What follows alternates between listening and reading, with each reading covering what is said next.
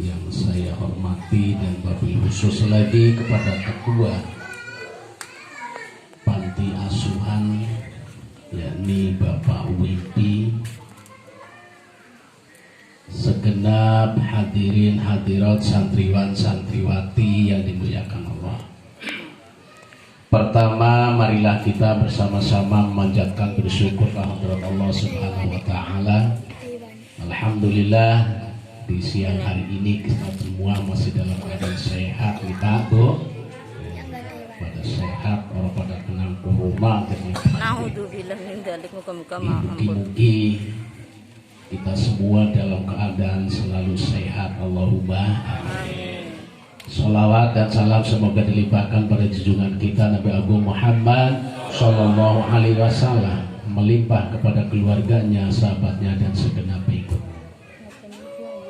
Hadirin semuanya yang dimuliakan Allah, pada siang hari ini kita semua kumpul di majelis yang mulia, yakni di lokasi Panti Asuhan Baitul Aitam dalam rangka hormat Khatmil Al-Quran atau dalam rangka akhir sana.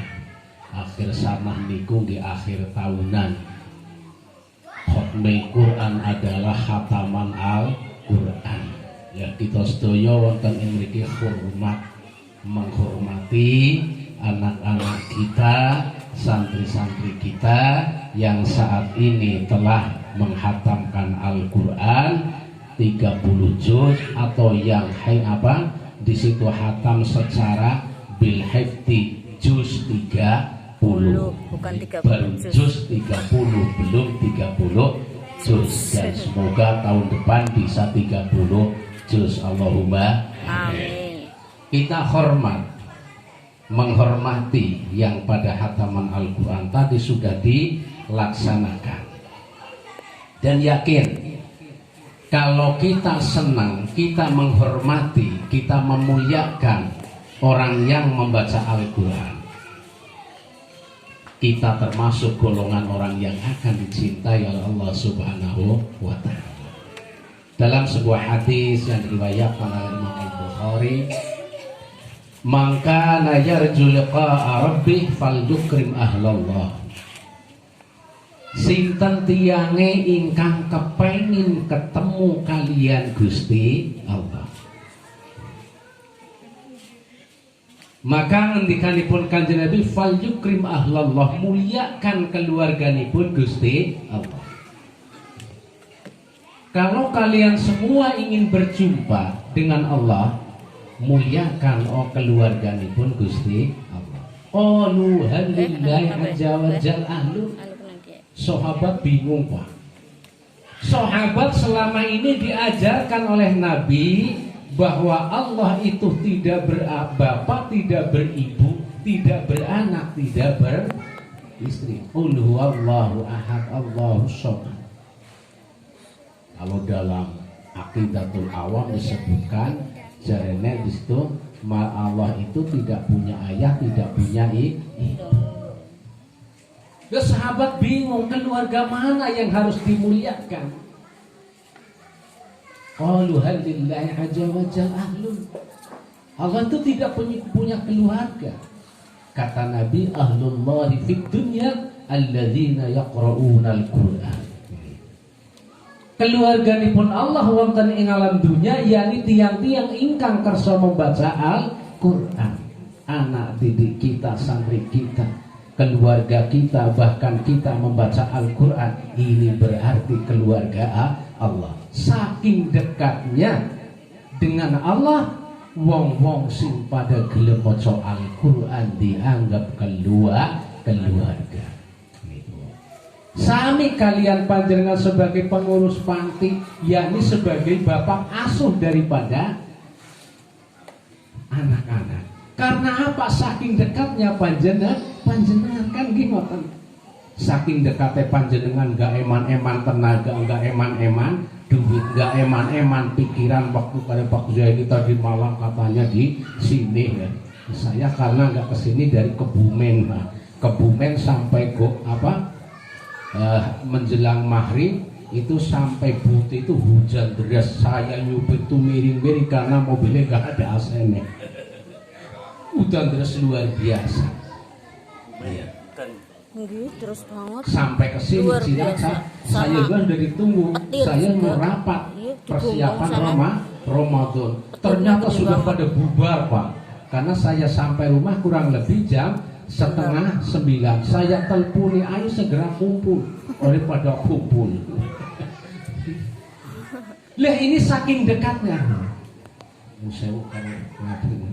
Ini saking dekatnya Bapak Asuh, saking dekatnya para pengurus panti terhadap santri itu kayak anaknya deh, kayak adiknya deh. Padahal yakin bukan apa-apanya. Nggih napa nggih, Pak? Nggih. Secara nasab itu bukan apa-apanya. Mungkin secara tetangga, wong sugihan, maaf tapi ini contoh. Tapi karena sebagai orang tua, sebagai bapak asuh, walaupun bukan apa-apanya dianggap keluarga, rela mengorbankan demi orang yang kita cintai, yang kita dekati, yang dianggap kita dekat. Karena apa? Karena bertempat ada di panti. Nah, orang yang dianggap keluarga oleh Allah, orang yang senang membaca Al-Quran, siapapun orangnya, dimanapun tempatnya, agar senang membaca Al-Quran, itulah keluargaku. Itu kata Nabi Muhammad SAW menyampaikan perkataan Allah Subhanahu menerangkan tentang Allah Subhanahu wa Ta'ala. Ini dianggap keluarga. Maka faman akramahum faqad akramahullah. Orang yang memuliakan orang yang baca Al-Quran, menghormati orang yang membaca Al-Quran, faqad akramahullah wa adkhalahul jannah, maka akan dimuliakan juga oleh Allah. Kita senang menghormati orang yang baca Al-Quran. Kita tidak ikut baca Al-Quran, kita hormat ya hafal Quran. Mungkin sebentar lagi masuk Ramadan. Kalau tidak salah perhitungan secara hisab sih memang sepakat bahwa Ramadan jatuh besok pada hari Selasa. Namun sesuai keputusan pemerintah mengikuti keputusan, jadi menunggu ru'yah. Sidang isbat. Sebentar lagi Ramadan. Yang biasa teng mriki setiap ba'da tarwih di masjid musholla niku sami tadarus. Insyaallah tahun ini dari Dewan Masjid Indonesia, dari edaran Kemenag, terus dari mana itu sudah, bahkan dari pemerintah daerah Kabupaten Cilacap itu sudah mempersilahkan melaksanakan tarwih di masjid, tapi dengan mengikuti protokol kesehatan, mengikuti protokol kesehatan. Ini sudah ada kelonggaran, alhamdulillah. Mungkin dari Muhammadiyah, dari saya, apabila yang masih zona merah dianjurkan supaya tarwih di rumah. Insya Allah untuk Cilacap dan mudah-mudahan sampai zona hijau ngoten niku. Ini setiap ba'da tarawih di masjid mushola dikumandangkan bacaan Al-Quran. Kalau yang pada pinter baca Al-Quran, bisa pada baca Al-Quran, silahkan bergabung di tempat masing-masing. Kalau tidak sempat kendala di situ mendengarkan dari rumah, malah kena nggo turu karo kena Al-Quran kan ngantuk biasanya. Malah ditinggal Kita dengarkan dengan hati yang senang, alhamdulillah. Sebenarnya saya pengen baca Al-Quran tapi saya tidak bisa. Sebenarnya pengen membaca Al-Quran tapi bacaannya aku tidak bagus, malu. Maka saya sering sampaikan di jamaah saya itu, monggo buktekaken Bapak jam Ramadan panjenengan tadarus. Yakin angger gelem tadarus, apalagi bisa 1 hataman 2 hataman, itu yakin akan menjadi lancar. Yang tadinya belum lancar, angger gelem tadarus jadi tambah lancar. Sing wis lancar jadi tambah apik. Orang angger buktekaken Pak kote iku ben semangat gelem tadarus. Kan boten salah, Mbok. Oh, buktikaken ngono. Aja kakek satu Ramadan tendung khataman. Panjenengan sebelum Ramadan dan setelah Ramadan cara membaca Al-Qur'an panjenengan kepripun? Panjenengan ingkang badhe membuktikan monggo. Lah ini. Siapa yang memuliakan orang yang baca Al-Qur'an, niku badhe dimuliakan oleh Allah dan akan dimasukkan ke dalam surganya Allah. Allahumma amin. Aja mumai dokter menyomongkan apa? Kadang-kadang pada tarweh ada yang baca Al-Qur'an. Dewek itu pinter maca Al-Qur'an. Tapi ora gelem melu tadarus. Tapi nggak niteni kesalahannya wong liya pinter banget. Ngrungokno maca Al-Qur'an. Kan macam-macam nih. Ana sing macane seru, suarane kepenak, tajwide bener anak. Ana sing macane seru, bacaane pada salah ya. Orang tapi akeh. Lah tiyang niku pinter ngrungokna tok kanguman Pepsi kalau masjid. Ana sing salah maca bener. Ora main lah. Tajwide salah, kaifane kurang kaifane. Tapi ya kur kaya gue tok uli ngomong kakak doang. Tuli kudune merek lho Rika sing pinter wae gelem maca Quran, mung nang kono nyalah-nyalahaken.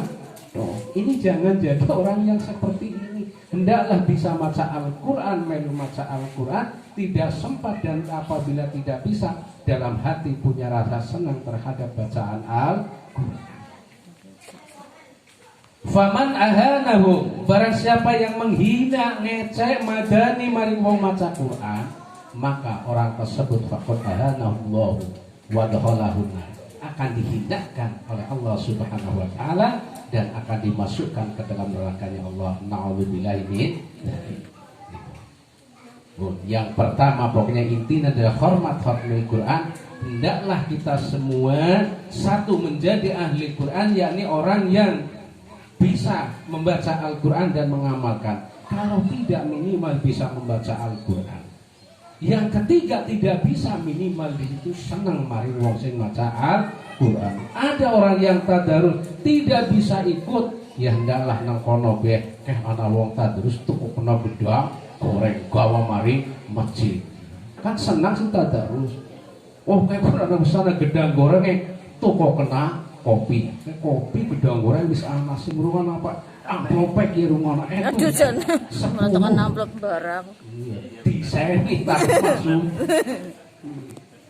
dia itu sing tadarus wong pira kowe Pak 10 iseni ora saka kerungatusan dusen nang ngaca masuk masjid kebak tadarus kabeh sing maca Quran seneng sing awe uli ganjar orang adil buktekaken esuk Ramadan monggo. Terus yang kedua juga harus panas sih Pak. Yang kedua insya Allah kita semua tidak lama lagi masuk bulan suci Ramadan. Hendaklah kita semua sebelum memasuki bulan Ramadan yang tinggal 2 hari ini mempersiapkan juga fisik kita, juga di situ mental kita siapkan fisiknya, terutama kita menjadi agar supaya menjadi orang yang sehat di bulan Ramadan. Agar Ramadan sehat, awake waras, puasa kan kuat. Walaupun apa maning karikuniku di situasinya teliki janiki beberapa hari ini kan cuacanya panas banget. Yang kedua mental kita juga dipersiapkan. Kalau mental kita sudah siap, insya Allah Ramadan yang begitu berat pun dihadapi akan ringan. Ya jangan belum dinemani proyek kesuake kita puasa. Kuat apa orang ya? Lu dilakoni urung kuat apa? Orang tekan puasa don dhisik. Orang kuat temenan.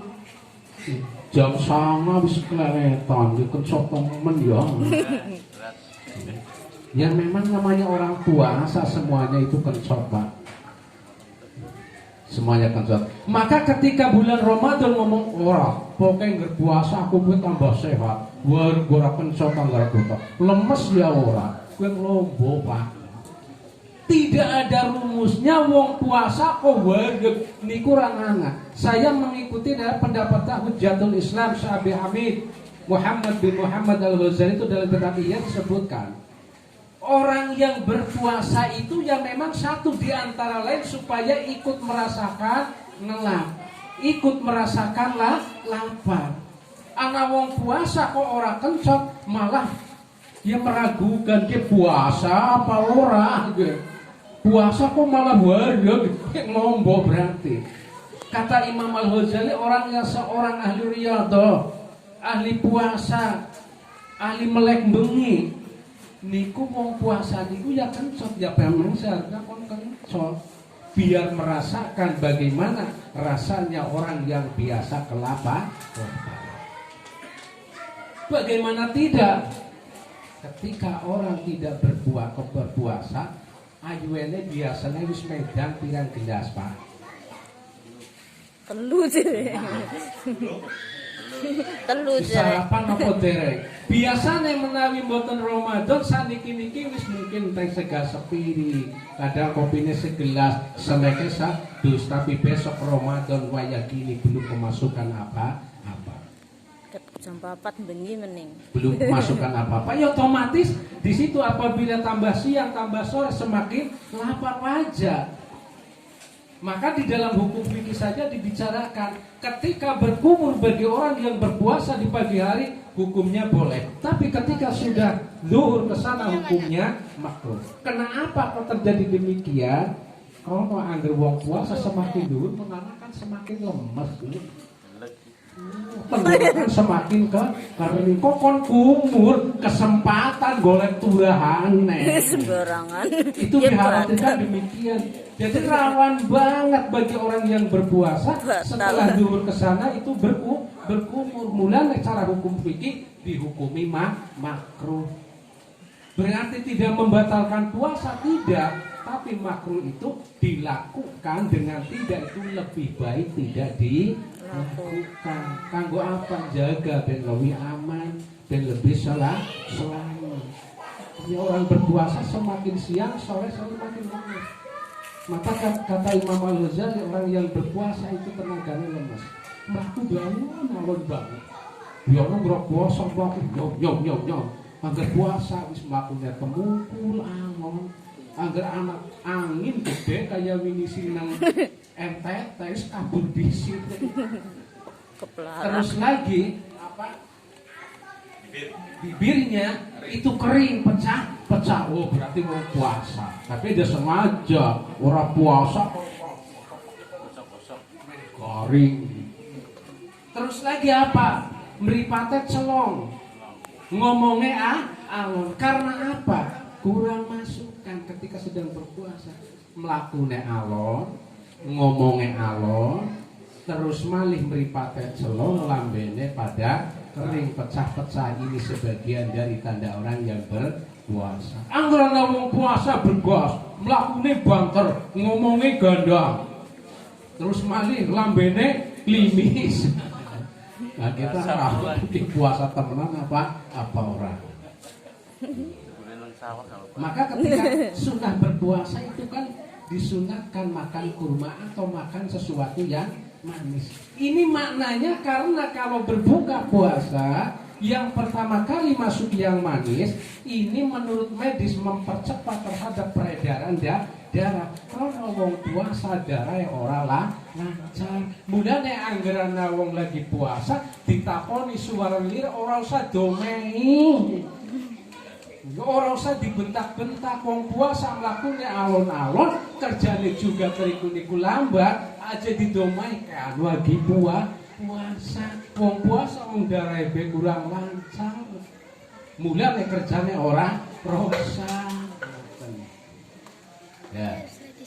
Lah, dalam ibadah puasa yang mungkin kurang beberapa hari lagi kita mempersiapkan diri kita, batin kita agar kita masuk bulan puasa bisa beribadah, melaksanakan ibadah Ramadan dengan sempurna. Allahumma amin. Terus yang selanjutnya anjuran di dalam bulan Ramadan, yaitu di antara lain siangnya berpuasa, malamnya silakan bermakan. Silahkan malamnya itu tidak berpuasa. Ini merupakan suatu kemurahan bagi umat Nabi Muhammad di akhir-akhir ini. Karena puasa kita nun sewu ini tidak sama seperti puasanya umat-umat terdahulu. Jangankan umat terdahulu, zaman umat Nabi Muhammad saja, zaman dulu sekarang itu tidak sama. Kalau zaman dulu itu berpuasa itu maghrib berbuka. Berbuka itu hanya maghrib sampai isya toh. Atau kalau habis maghrib sudah kadung tidur, bangun tidur itu walaupun belum isya, ini sudah harus berpuasa. Itu sudah harus berpuasa. Jadi puasanya siang malam. Ya kan berat nih siang malam. Iya ngenun sewu pun pengantin sing usiane 60-an kesana ora masalah. Dokter pengantin aja puasanya siang malam kan repot. Dan ini jangankan orang sekarang, zaman dulu seorang sahabat yang sudah dijamin surganya, imannya sudah kuat, mawon boten kuat. Itu dalam tafsir Munir juz 1 di sana disebutkan. Jadi dalam asbabun nuzul turunnya ayat uhilla lakum lailatas syiyamir rafasu ila nisaikum al ayat. Sebab musabab diturunkan ayat itu karena saat itu yang berlaku puasa itu berbukanya dari maghrib sampai isya. Sahabat Umar itu tidak kuat di malam hari. Sahabat Umar itu kembul karo bojone turu bareng karo bojone. Lah pagi-pagi mandi itu nangis sahabat Umar itu. Karena apa? Merasa berdosa karena di malam hari yang dilarang aturannya hubungan suami istri. Sahabat Umar lakoni. Akhirnya sahabat Umar mendatangi Rasul untuk mengadukan perbuatannya. Ternyata di belakang sahabat Umar kiong-kiong. Cuma beda dengan sahabat Umar satu kali melakukan langsung bertobat, menyesal. Nah dia yang lakoni amban bengi meneng bah.